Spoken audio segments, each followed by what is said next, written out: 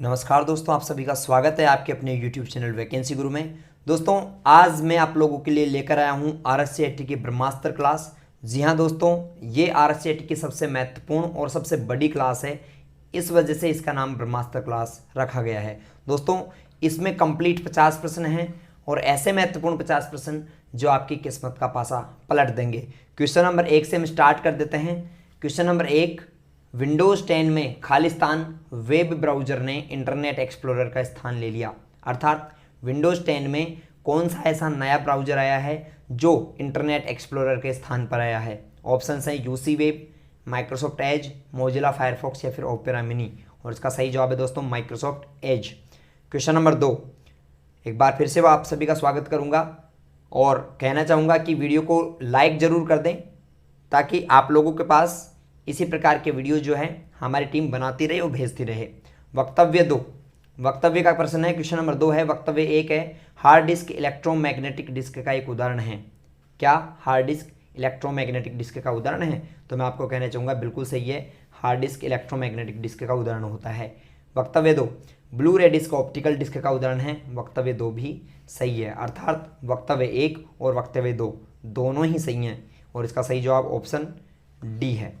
प्रश्न number 3, document में सभी परिवर्तनों की निगरानी करने के लिए एमएस वर्ड 2010 में कौन से फीचर का प्रयोग करते हैं। यानी आपसे पूछा जा रहा है माइक्रोसॉफ्ट वर्ड में आप जब काम करते हैं तो डॉक्यूमेंट में क्या क्या बदलाव हुए, उनकी जानकारी आपको कौन बताता है। और इसका सही जवाब है दोस्तों ट्रैक चेंजेस। ट्रैक चेंजेस क्या करता है? डॉक्यूमेंट में सभी बदलावों की मॉनिटरिंग करता है। प्रश्न नंबर 4, विंडोज़ 10 में कौन सी डेस्कटॉप सुविधा शामिल की गई है जिसे विंडोज़ 8 में हटा दिया गया था। अर्थात विंडोज़ 8 में क्या नहीं था जो विंडोज़ 10 में लाया गया वापस से। और दोस्तों इसका सही जवाब है start menu. Start menu Windows 8 में हटा दिया गया था। केवल एकमात्र विंडोज़ का ऑपरेटिंग सिस्टम है विंडोज़ 8 जिसमें ऑपरेटिंग सिस्टम में स्टार्ट मेन्यू नहीं होता, बाकी सब में होता है। 5वां प्रश्न देखिए, वर्ड प्रोसेसर जो कि विंडोज़ ऑपरेटिंग सिस्टम का हिस्सा है, ऐसा कौन सा वर्ड प्रोसेसर है जो कि ऑपरेटिंग सिस्टम का हिस्सा है। और इसका सही जवाब है दोस्तों वर्डपैड। वर्डपैड वैसे तो वर्ड प्रोसेसर जो है एमएस वर्ड भी होता है पर वो विंडोज़ ऑपरेटिंग सिस्टम का हिस्सा नहीं है, वर्डपैड ऑपरेटिंग सिस्टम का हिस्सा होता है। 6वां प्रश्न देखिए, खालिस्तान कुंजी आपको कर्सर के दाईं ओर के वर्ण को हटाने में सक्षम बनाती हैं। अर्थात आपका कर्सर है कोई भी, उसके दाएं साइड का जो आपका लेटर है जो है कैरेक्टर है उसको हटाना हो तो आप किसका इस्तेमाल करेंगे दोस्तों? बाएं साइड के लिए बैक स्पेस का इस्तेमाल करते हैं, लेकिन आपसे यहाँ पर पूछ रहा है दाएं साइड के लिए किसका इस्तेमाल करेंगे, तो आप यहाँ पर जवाब देंगे डिलीट ऑप्शन का। ठीक है, आगे चलते हैं 7वें प्रश्न में। इनमें से कौन सा सोशल नेटवर्किंग वेबसाइट की श्रेणी में आता है। यानी कि यहाँ पर जो ऑप्शंस दिए गए हैं इनमें से सोशल नेटवर्किंग की वेबसाइट्स कौन कौन सी हैं। ऑप्शन ए में देखिए फेसबुक, ट्विटर और लिंक्डइन। बी में देखिए गूगल, याहू और एलेक्सा। सी में देखिए माइक्रोसॉफ्ट एज, मोजिला फायरफॉक्स और क्रोम। और डी में देखिए फ्लिपकार्ट, अमेजन और Snapdeal.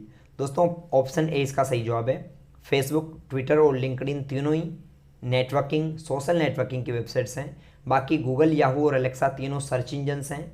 Microsoft Edge, Mozilla Firefox और क्रोम तीनों ब्राउजर हैं। और फ्लिपकार्ट, अमेजन और स्नैपडील ये तीनों ई कॉमर्स की वेबसाइट्स हैं। आगे हम चलते हैं अगले प्रश्न में।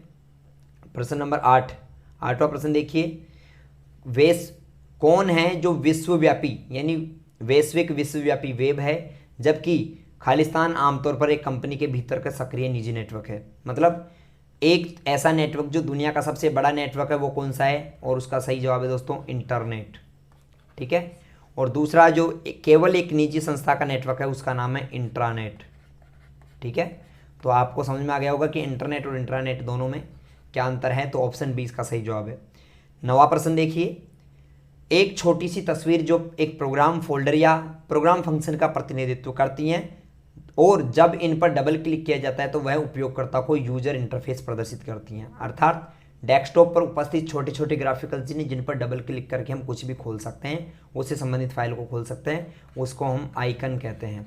क्या कहते हैं? आइकन। तो ऑप्शन ए इसका सही जवाब है 90वें प्रश्न में। 10वां देखिए, निम्न में से उपयुक्त विकल्प चुनो, यानी निम्न में से कौन सा सही विकल्प है। ऑप्शन ए देखिए Mozilla Firefox, safari, Google Chrome web browser के उदाहरण हैं, बिल्कुल सही है। दूसरा है Windows 7 Android Linux operating system के उदाहरण हैं, ये भी सही हैं। मॉनिटर प्रिंटर वेबकैम हार्डवेयर के उदाहरण हैं, ये भी सही हैं। तो दोस्तों सभी यानी उपरोक्त सभी इसका सही जवाब रहेगा, सभी विकल्प सही हैं। 11वां प्रश्न देखिए, निम्न में से कौन सा वेब ब्राउज़र का उदाहरण नहीं है, यानी इनमें से कौन सा एक वेब ब्राउज़र नहीं है। इंटरनेट एक्सप्लोरर, ओपेरा, गूगल या फिर माइक्रोसॉफ्ट मोजिला का फायरफॉक्स। और इसका सही जवाब है वेब ब्राउज़र गूगल नहीं होता। दोस्तों गूगल क्या होता है, गूगल एक सर्च इंजन है, ये एक वेब ब्राउज़र नहीं है। वेब ब्राउज़र जो होता है गूगल का वो कौन सा होता है, गूगल का वेब ब्राउज़र का नाम है गूगल क्रोम, ठीक है, याद रखना। गूगल क्रोम वेब ब्राउज़र है और गूगल सर्च इंजन है। 12वां प्रश्न है MS एक्सेस 2010 में इंडेक्स प्रॉपर्टी कौन सी है, मतलब MS एक्सेस के अंदर कौन सी एक इंडेक्स प्रॉपर्टी है। No, yes no duplicate, yes duplicate okay या फिर उपरोक्त सभी। और इसका सही जवाब है दोस्तों option B, yes no duplicate. आगे चलते हैं 13वें प्रश्न पे। HTML खालिस्तान मतलब HTML क्या बनाने के लिए काम में लिया जाता है। दोस्तों HTML एक भाषा का नाम है जिसका पूरा नाम हाइपर टेक्स्ट मार्कअप लैंग्वेज होता है और इसका प्रयोग वेब पेज यानी वेबसाइट बनाने के लिए किया जाता है। याद रखना, वेबसाइट बनाने के लिए आपको कौन सी भाषा सीखनी चाहिए, HTML। क्वेश्चन नंबर 14 है MS पावरपॉइंट 2010 में निम्न में से कौन सा एनिमेशन प्रभाव ऑब्जेक्ट के आकार को बढ़ा या घटाकर, रंग बदलकर या उसे केंद्र में घुमाकर किसी ऑब्जेक्ट पर ध्यान आकर्षित करता है। यानी कोई ऐसा ऑब्जेक्ट जो अपना कलर बदल रहा हो या फिर अपने आप को हिला रहा हो या ऊपर नीचे कर रहा हो, ये वाला जो ऑब्जेक्ट होता है मित्रों, इस ऑब्जेक्ट में जो इफेक्ट लगता है उसको हम एम्फेसिस इफेक्ट कहते हैं। कौन सा इफेक्ट कहते हैं, एम्फेसिस इफेक्ट। प्रश्न नंबर देखिए 15वां, निम्न में से सबसे सही कथन का चयन करें। यानी यहाँ पर कुछ ऑप्शंस हैं, उनमें से सबसे सही कथन कौन सा है। ब्लूटूथ की संचार सीमा वाईफाई की तुलना में उच्च है, ये गलत है। ब्लूटूथ स्लो होता है, तो ये गलत है। दूसरा है कोएक्सियल केबल में दो स्वतंत्र इंसुलेटेड तार एक दूसरे को चारों तरफ से घेरे होते हैं, ट्विस्टेड होते हैं, ये भी गलत है दोस्तों, ये तो ट्विस्टेड पेयर वायर होता है। तीसरा Microsoft one drive cloud storage file sharing system है, ये सही है बिल्कुल, यानी Microsoft one drive cloud storage आधारित फाइल शेयरिंग सिस्टम है। तो 15वें में सी सही जवाब रहेगा। 16वां, निम्न में से कौन सा केसलेस लेन देन का समर्थन करता है।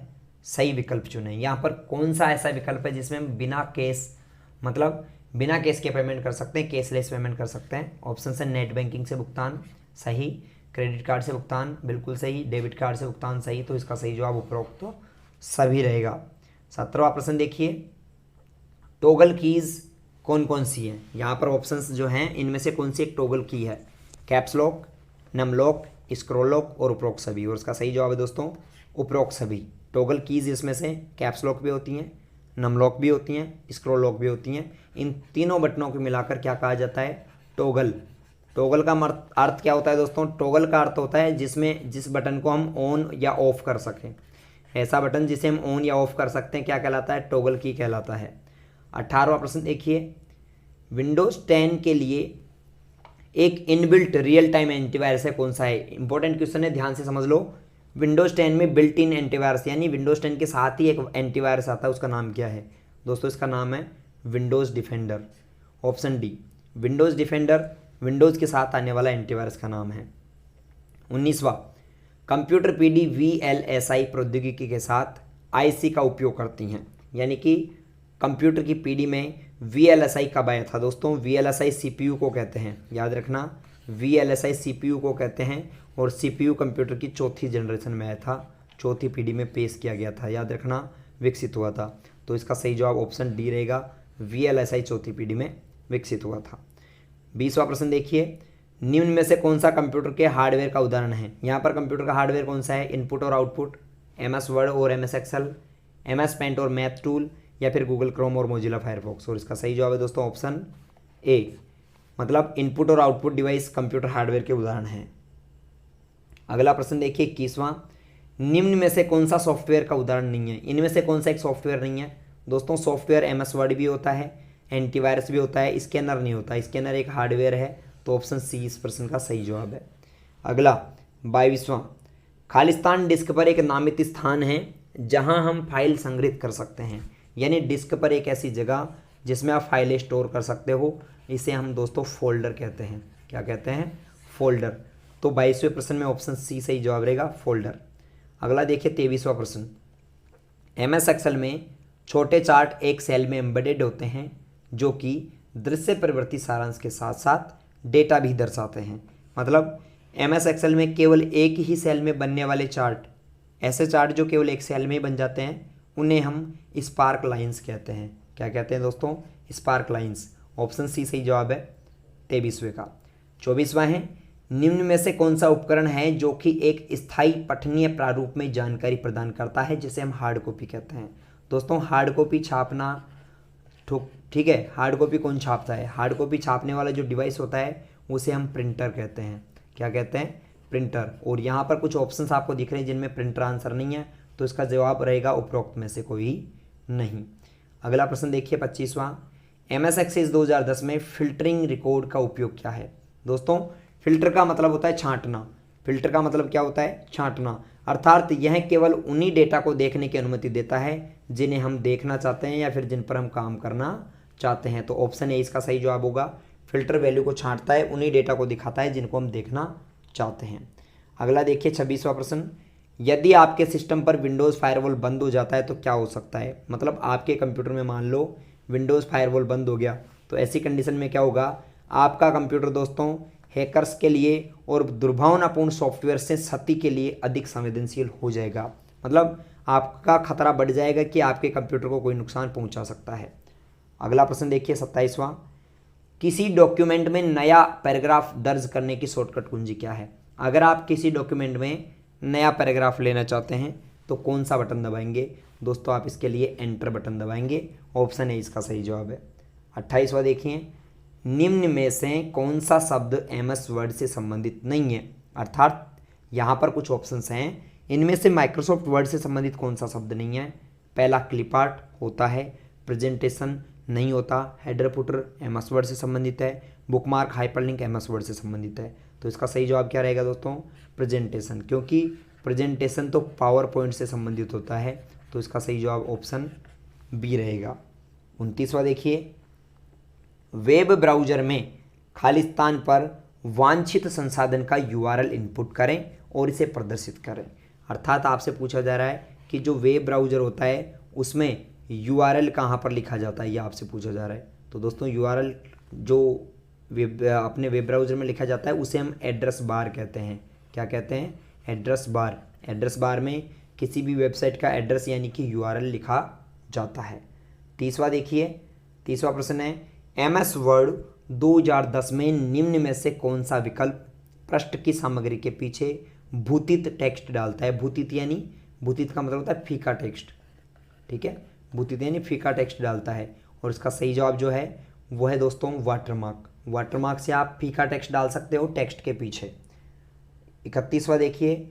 ऑप्टिकल डिस्क का उदाहरण है, यहाँ पर कुछ ऑप्शन है, इनमें से कौन सा एक ऑप्टिकल डिस्क है? मित्रों ऑप्टिकल डिस्क होता है CD, DVD और एक होता है ब्लू रे डिस्क। तो यहाँ पर ऑप्शन डी देख रहे हो आप, CDR यानी कॉम्पैक्ट डिस्क रीडेबल, और ये एक ऑप्टिकल डिस्क का उदाहरण है।